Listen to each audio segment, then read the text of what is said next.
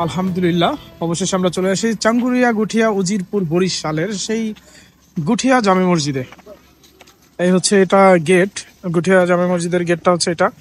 এখান থেকে ইন করে খুব সুন্দর একটা মসজিদের যে স্থাপত্য শৈলী খুবই সুন্দর, আধুনিক স্থাপত্য শৈলীতে তৈরি। এটা আসলে খুবই যেমন হচ্ছে মসজিদ হচ্ছে ইবাদতের স্থান, কিন্তু এইটাকে একটা দর্শনীয় পর্যায়ে নিয়ে চলে আসছে। এতটা সুন্দর করে সাজানো হয়েছে, এটা একটা জাস্ট লাইক এ পার্ক। দেখেন এখানটা, এটা হচ্ছে মসজিদের টোটাল ভিউটা। মাশাআল্লাহ, বিশাল বড়। বরিশাল বিভাগের উজিরপুর থানার গুঠিয়া ইউনিয়নের চাঙ্গুরিয়া গ্রামে 2003 সালের 16 ডিসেম্বর এস শরফুদ্দিন আহমেদ শান্টু গুঠিয়া বাইতুল আমান জামে মসজিদ এবং ঈদগাহ কমপ্লেক্সের নির্মাণ কাজ শুরু করেন, যার কাজ 2006 সালে শেষ হয়। গুঠিয়া মসজিদ এশিয়ার অন্যতম বৃহত্তম জামে মসজিদ। গুঠিয়া মসজিদ কমপ্লেক্স এর ভেতরে রয়েছে একটি নিয়মিত নামাজ আদায়ের মসজিদ, বিশাল আকারের সদৃশ্য মিনার যার উচ্চতা প্রায় 193 ফুট, প্রায় 20,000 মুসল্লির ধারণ ক্ষমতা সমৃদ্ধ ঈদগাহ ময়দান, একটি ডাকবাংলো, এতিমখানা, পুকুর, লেক এবং নয়নাভিরাম ফুলের বাগান।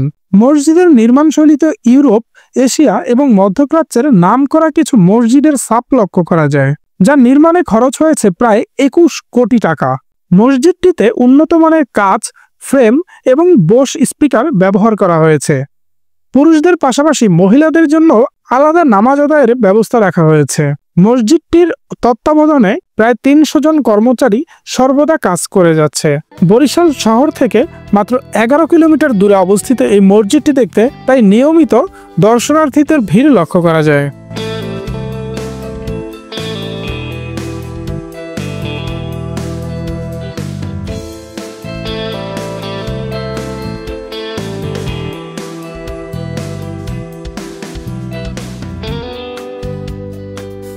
বন্ধুরা, আপনারা চাইলে কিন্তু আপনাদের দুপুরের খাবার বা রাতের খাবার এই পানসি রেস্টুরেন্টে খেতে পারেন। সচরাচর আমি কোনো রেস্টুরেন্ট সম্পর্কে রিভিউ করি না, কিন্তু এই রেস্টুরেন্টে খাওয়ার পরে আমার নিজ থেকে মনে হলো যে আপনাদেরকে এটি জানানো দরকার। তো চলুন আমরা এখন চলে যাই দুর্গাসাগর দিঘিতে। বরিশাল শহর থেকে প্রায় 11 কিলোমিটার দূরে বাবুগঞ্জ উপজেলায় অবস্থিত দুর্গাসাগর দিঘি। প্রাচীন ঐতিহ্যের সাক্ষী হয়ে দাঁড়িয়ে আছে বরিশালের দুর্গাসাগর দিঘি। এটি দেশের বৃহত্তম মানবসৃষ্ট দিঘিগুলোর মধ্যে অন্যতম। প্রাকৃতিক সৌন্দর্য, ঐতিহাসিক গুরুত্ব ও স্থানীয় সংস্কৃতির প্রতীক হিসেবে এটি এক অমূল্য সম্পদ। দিঘিটি 1780 সালে বরিশালের রাজা শিবনারায়ণ তার মায়ের নামানুসারে তৈরি করেন। এটি স্থানীয় জনগণের পানির চাহিদা মেটানোর জন্যই মূলত তৈরি করা হয়েছিল। প্রায় 45 একর জমির উপর বিস্তৃত এই দিঘিটি বরিশালের ঐতিহ্যের এক উজ্জ্বল নিদর্শন। দিঘিটির ঠিক মাঝ বরাবর অর্থাৎ কেন্দ্রে একটি ছোট দ্বীপ রয়েছে, যা শীতকালীন পরিযায়ী পাখি বা অতিথি পাখিদের অভয়ারণ্য হিসেবে পরিচিত। শীত মৌসুমে এখানে বিভিন্ন রঙের পাখির কলরব দিঘির সৌন্দর্যকে আরও আকর্ষণীয় করে তোলে।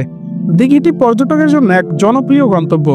এর চারপাশে রয়েছে সবুজ বনানী, যা প্রকৃতি প্রেমীদের মুগ্ধ করে। দিঘির পাড়ে বসে সূর্যোদয় ও সূর্যাস্তের মনোরম দৃশ্য উপভোগ করা যায়। তবে কালের বিবর্তনে দুর্গাসাগরের পরিবেশ কিছুটা হুমকির মুখে পড়েছে। দিঘির পানি দূষণ ও অব্যবস্থাপনার কারণে এটি তার প্রাকৃতিক সৌন্দর্য কিছুটা হারাচ্ছে। স্থানীয় প্রশাসন ও জনগণের সম্মিলিত প্রচেষ্টায় এটি রক্ষায়ও আরও পদক্ষেপ নেওয়া প্রয়োজন। মনে আছে এখানে কিন্তু আবার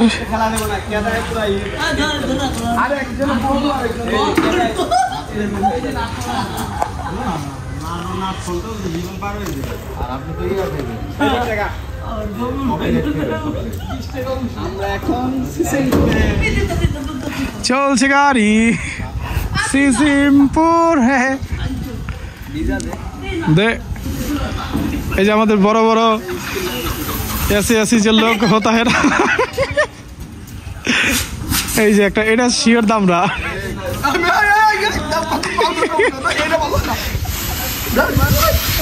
কাতার ভিতর পড়বো।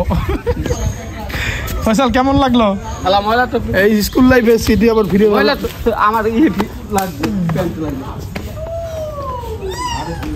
তো আজকের মতো বিদায় নিচ্ছি আমাদের পেয়ারা বাগান ট্যুরের এই ইভেন্ট থেকে। মূলত আমাদের আজকের এই ট্যুরে আমরা 4টা স্পট আমরা ঘুরেছি। তো সেই 4টা স্পট ছিল হচ্ছে ভাসমান পেয়ারা বাগান, যেটা হচ্ছে ভীমরুলিয়াতে, ওখানে গিয়েছিলাম। এছাড়াও গিয়েছিলাম আমরা হচ্ছে গিয়ে কীর্তিপাশা জমিদার বাড়ি। এছাড়াও গিয়েছিলাম আপনার হচ্ছে উজিরপুরের সেই গুঠিয়া জামে মসজিদ, এবং এখন সর্বশেষ আসলাম হচ্ছে এই দিঘিটাতে, এই দুর্গাসাগর দিঘি। এটা মূলত হচ্ছে গিয়ে এটাও বরিশালেই অবস্থিত, বরিশাল শহরের পাশেই অবস্থিত। তো আমাদের এই ট্যুরটি সব মিলে যে খরচটা হয়েছে আপনাদেরকে যেটা বলবো বলেছিলাম, সেটা হচ্ছে গিয়ে মাত্র 1650 টাকা। মাত্র 1650 টাকা কিন্তু আজকের এই ট্যুরটি আমি কমপ্লিট করেছি। মূলত এবারও আমার পছন্দের তালিকায় ছিল সেই ভ্রমণ পিয়াসী ট্রাভেলার্স, যাদের সাথে আমি এর আগেও বেশ কয়েকবার ট্যুর করেছি। তো তাদের যে সার্ভিসগুলো, সেই সার্ভিসগুলো গ্রহণ করেছি। আসলে আপনারা যারা হচ্ছে গিয়ে কম টাকায় ট্যুর করতে চান আমার মতো, আমি তো প্রায় সময় ঘুরে বেড়াই আর আপনাদের সাথে ভিডিও শেয়ার করি আমার এই চ্যানেলের মাধ্যমে। তো সুতরাং আপনারা যারা হচ্ছে নিয়মিত ভিডিও আমার ভিডিওগুলো দেখেন এবং যারা হচ্ছে ট্রাভেল করতে পছন্দ করেন, তারা কিন্তু চাইলে বিভিন্ন ট্যুর প্যাকেজগুলোর সাথে আপনারা এঙ্গেজ হতে পারেন। এছাড়াও আপনারা চাইলে নিজের মতো করে একটু ঘুরে আসতে পারেন। সেক্ষেত্রে আপনি চাইলে বরিশালের লঞ্চ অথবা হচ্ছে ঝালকাঠির লঞ্চে করে আপনি চলে আসতে পারেন বরিশাল অথবা ঝালকাঠি। এখান থেকে লোকাল কিছু সিএনজি বা অটোতে করে আপনারা চলে যেতে পারেন ভীমরুলিয়াতে বা হচ্ছে গিয়ে কুরিয়ানাতে। তো ওখান থেকে হচ্ছে গিয়ে ট্রলার এবং নৌকা পাওয়া যায়, সেই নৌকা এবং ট্রলারে করে আপনারা ওই বাজারটা ঘুরে দেখতে পারবেন। একই সাথে আপনারা হচ্ছে গিয়ে টোটাল যে বিষয়গুলো, সেগুলো কিন্তু আপনার লোকাল এরিয়ার যে অটোগুলো আছে সেগুলো দিয়ে আপনারা ট্যুরটা কমপ্লিট করতে পারবেন। তো আমার এই আজকের ট্যুর থেকে এখনকার মতো বিদায় নিচ্ছি। আশা করছি পরবর্তী যে ভিডিও আসবে সেটাও দেখবেন। আর আমার এই ভিডিওটা যদি ভালো লাগে থাকে অবশ্যই চ্যানেলটা সাবস্ক্রাইব করবেন, লাইক, কমেন্টস এবং ফলো করতে কিন্তু ভুলবেন না। ধন্যবাদ।